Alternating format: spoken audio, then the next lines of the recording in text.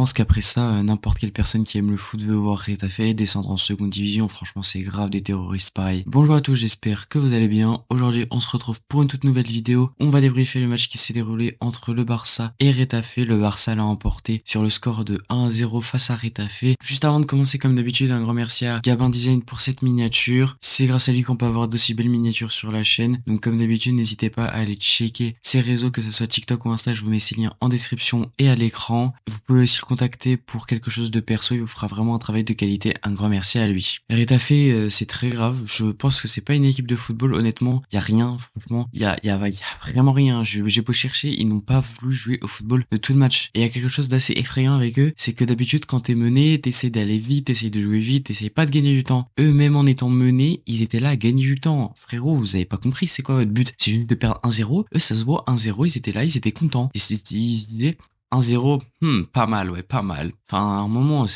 j'en peux plus. Enfin, c'est ridicule. Franchement, c'est ridicule. Et là, en cette journée, ils ont quand même marqué 3 buts. C'est-à-dire qu'ils ont même pas un ratio de 0,33 buts par match. Les gars ne font rien du match. Genre, ils ne veulent pas jouer. Ils ne jouent pas au football. En fait, à partir de ce moment-là, si tu joues pas au football, mais je sais pas. Retafe, c'est la seule équipe de foot qui serait plus performante dans un autre sport qu'au football. Ah, inscrivez-vous dans un club de boxe, rejoignez Al-Qaïda. Je sais pas, peut-être c'est eux, en fait, Al-Qaïda, on sait pas.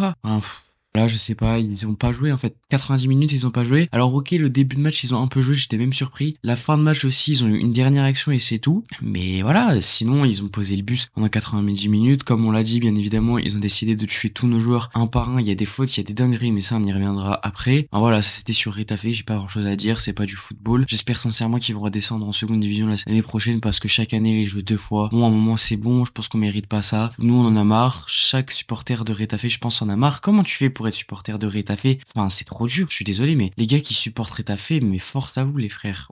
Force à vous, parce que chaque week-end, payer de l'argent pour voir ça, non mais vous êtes fort, hein, franchement vous êtes fort. Concernant le Barça, alors avant que quelqu'un dise oui mais c'était ennuyant, oui certes c'était ennuyant, c'est vrai, sur 90 minutes, on s'est fait chier, on va pas faire les menteurs, mais cependant on l'a vu sur 7 matchs. Allez, si on compte pas le match de Ligue des Champions 6, on s'est très bien joué, on a joué au football sur 6 matchs. Forcément, il y a des matchs où tu peux pas être à 4-0 chaque match, enfin, ça ment, faut doser quand même. Et en plus, je pense que c'est clairement la faute de Retafe si on n'a pas pu jouer, parce que Retafe a refusé tout simplement qu'on joue au football. Tu peux pas jouer tout seul au football, ça n'existe pas, aucune équipe n'est capable de faire ça. C'est logique que tu sois moins bon et quand même tu prends au final les 3 points, hein, ça c'est le plus important. Il y a un journaliste qui a demandé à Flick, ouais, seulement 1-0. Flick qui lui répond, bah ça vaut 3 points. Oui, il a raison, ça vaut 3 points, 1-0. Et c'est sur ce genre de match qu'on doit gagner, c'est sur ce genre de match compliqué qu'on doit prendre les 3 points, même si on n'est pas là à faire une masterclass 4-0, 5-0, parce on marquera pas 4, 5, 6, 7 buts par match. Faut arrêter de rêver. Les gars, il y aura toujours des matchs plus compliqués, et c'est ces matchs-là qu'il faut gagner, parce que c'est ces matchs-là, au final, qui comptent à la fin. Et ça sert à rien de vouloir à l'équipe de pas avoir marqué 6-0. C'est vraiment pas de leur faute d'un, et en plus ça arrive à tout le monde. Tu peux pas faire 6-0 tous les matchs. Donc honnêtement, moi je me satisfais de cette performance. Certes, c'était pas un match de football, on s'est fait chier la plupart du temps, mais ça arrive à tous et faut quand même faire le dos rond et se dire on a gagné, c'est le plus important. Voilà, au final c'est ce qu'il faut retenir. Aussi, il y a un truc que j'ai pas aimé, c'est l'entame et la fin de match. L'entame de match, c'est le seul moment où Retafe a un petit peu joué et nous je trouvais qu'on était un peu en deçà d'eux, on n'était pas très bon, on subissait limite un peu, c'était assez effrayant et on crée rien en fait. Pour le coup on n'a rien créé, donc ça j'ai pas trop aimé. Et à la fin de match aussi, reculer comme ça, parce qu'on a failli prendre un hold-up du coup à la fin du match, à reculer. À la toute fin, la Borja Mayoral, je crois c'est un ancien madrilène en plus, qui rate l'action. Franchement on a de la chance, moi je vous le dis, hein, parce que normalement dans un monde normal c'est but. Les débuts et la fin de match j'ai vraiment pas aimé, mais je peux pas faire 90 minutes parfaites, surtout face à des équipes comme ça. C'est le football, on s'en contentera, mais si on pouvait quand même améliorer le début de match parce qu'il était quand même assez inquiétant, j'ai trouvé. En global, comme je l'ai dit, franchement, le match contre Retafe, 90 minutes, je pense que c'est le match le plus ennuyant de la saison, comme d'habitude, comme chaque année. Mais là, oui, c'est vrai que ça fait un peu bizarre, ça fait tout drôle de se dire, ouais, on a gagné 15-0, on n'a pas montré grand chose. Ah, c'est certes, mais bon. Autre chose, comme on l'a pu le dire avant le débrief, et comme on le savait avant le match, ce qui était forcément évident, hein, Retafe a décidé de tuer toute notre équipe, donc il y a eu un nombre de fautes incalculable. Comme on l'avait prévu l'arbitre n'a pas donné de carton jaune. À la 69e minute, je crois, c'est le premier carton jaune qui a été donné par l'arbitre. Que dire en fait, le frérot ne voit probablement pas le même match que nous, parce que nous, toutes les 2 minutes, on voit une nouvelle faute. Il y a une faute là sur Lewandowski de la part du gardien. Même leur gardien, sans déconner, il est violent. Enfin, arrêtez au bout d'un moment. Donc une faute sur Lewandowski, le gardien il sort, il met les 2 points sur la balle, il dégage le ballon. Jusqu'à là, tout va bien. Sauf que dans le même temps, il met ses gros crampons sur le thorax de Lewandowski. À quoi tu joues? À quoi tu joues? Et le pire dans toute cette histoire, c'est que l'arbitre, il ne siffle rien. Il y a même pas penalty, il y a pas carton rouge. Je suis désolé, moi je suis pas un grand fan de faire penalty plus carton rouge, mais là franchement c'est ce qu'il faut. Là c'est trop. On joue au catch ou on joue au football? À un moment faut arrêter aussi. Hein. Là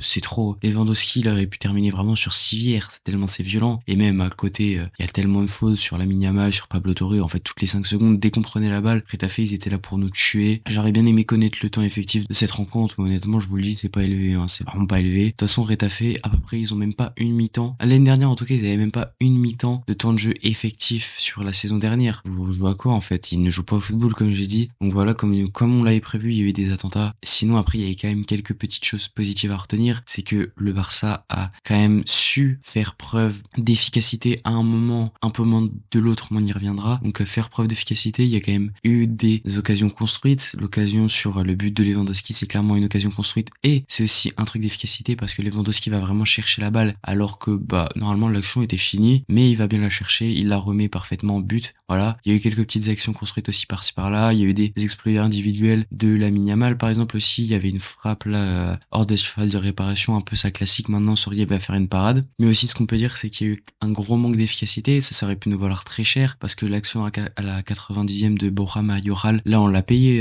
ce manque d'efficacité parce que Rafinha qui manque une tête à 2 centimètres de la cage, bon chef, à quoi tu joues? Il y a aussi Eric Garcia qui loupe même pas une reprise mais juste un tir à encore une fois 2 centimètres de la cage sur un coup franc. Bon, fatigant.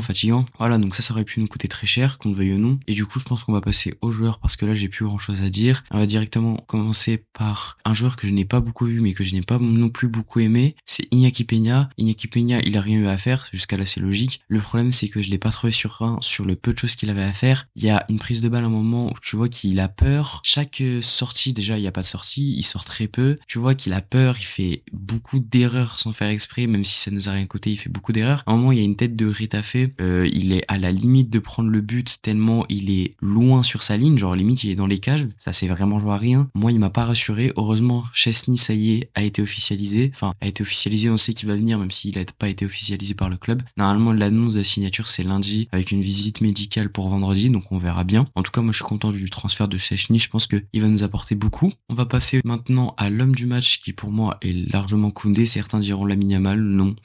Lamine Yamal, je trouve qu'il a fait un bon match, mais là, Koundé, franchement, c'est largement au-dessus. C'est peut-être l'une de ses performances les plus abouties. On voit vraiment qu'il a progressé sur ce match. Et moi, ce que j'ai envie de dire, Koundé, c'est que tu peux t'habiller avec du gazon. J'en ai rien à cirer. Soit c'est LM, je m'en fous. C'est pas mon problème. Mais continue à faire des performances comme ça, s'il te plaît. T'es trop fort. Mais t'es trop fort. Mais carrément, habille-toi avec des trucs de rideau, des ballons de fessieux. Je m'en fous si tu continues à faire des performances comme ça. Le gars est trop fort. Koundé, c'est actuellement le meilleur latéral droit d'Europe. Il a progressé d'une manière significative en tellement peu de temps. Maintenant, défensivement, bien sûr, c'est toujours aussi clean parce que son poste de base, c'est défenseur central. Mais même, tu vois qu'il a progressé. Avec Lamine Yamal, il y a des dédoublements. Il se trouve bien, il se trouve très bien même. Offensivement, il commence à apporter de plus en plus. Et ça, Koundé, c'est magnifique quand on voit qu'on n'a pas de latéral droit et qu'on a ce latéral droit qui est actuellement le meilleur latéral droit du monde alors qu'il n'est même pas latéral droit. C'est un poulet, franchement. Koundé, encore une fois, c'est vraiment l'un des types les plus réguliers et s'il continue comme ça pourrait peut-être être nommé dans les 30 du Ballon d'Or, je sais pas, je propose l'idée.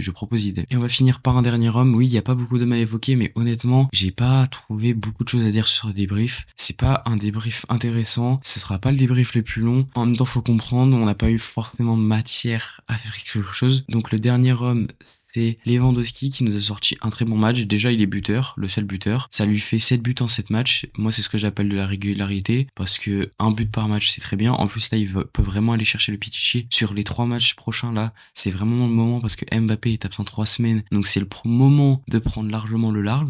largement le large, ouais bien sûr. Bref, donc c'est le moment de prendre le large et de doubler Mbappé, de mettre une vitesse à Mbappé. Encore une fois, le but plein d'efficacité, franchement très beau but. Voilà, il vient chercher la balle, il vient mettre le but. Bon bah rien à dire. Mais même au-delà du jeu, je l'ai trouvé de plus en plus intéressant, de plus en plus impliqué, même face à des terroristes en face. Donc voilà, honnêtement, Lewandowski est clairement en train de s'améliorer. Ce qui Flick est en train de faire avec lui, je trouve ça plutôt bien. Ah oui, et juste avant de finir, je voudrais dire un petit mot sur Ansu Fati. Je comprends pas la gestion de Flick sur Ansu Fati. Il arrête pas de me dire qu'il est génial, qu'il est trop fort, etc., qu'il l'impressionne aux entraînements. C'est lui qui l'impressionne le plus aux entraînements, mais à côté, il rentre pas une seule seconde dans le match. Il a dit qu'il est pas rentré parce que c'était pas le match pour. D'accord, mais dans ce cas-là, pourquoi il n'est pas rentré face à Villarreal alors que Villarreal, c'est pas du tout le même contexte. À la 80e, 70e, je sais plus, tu mènes 5-1, bon, c'est fini le match. Donc là, tu vois, ça, c'est un truc qui est pas logique. Je comprends pas trop pourquoi il fait pas rentrer Ansu Fati. En plus, moi, j'aimerais vraiment le voir. Donc, s'il pouvait faire rentrer Ansu Fati contre Osasuna, ça m'arrangerait quand même. Voilà, c'est la fin de la vidéo. N'hésitez pas à dire ce que vous avez pensé de ce débrief et du match en commentaire. Comme d'habitude, n'oubliez pas de me follow sur tous mes réseaux, que ce soit TikTok ou Insta, où je republie des segments de mes vidéos. Donc, vous prenez celui qui vous arrange et vous le regardez. Mais je suis aussi sur Twitter, donc n'hésitez pas à me follow. N'oubliez pas aussi de liker la vidéo, de la partager, de vous abonner, d'activer la cloche. Et moi, je vous dis tchuss!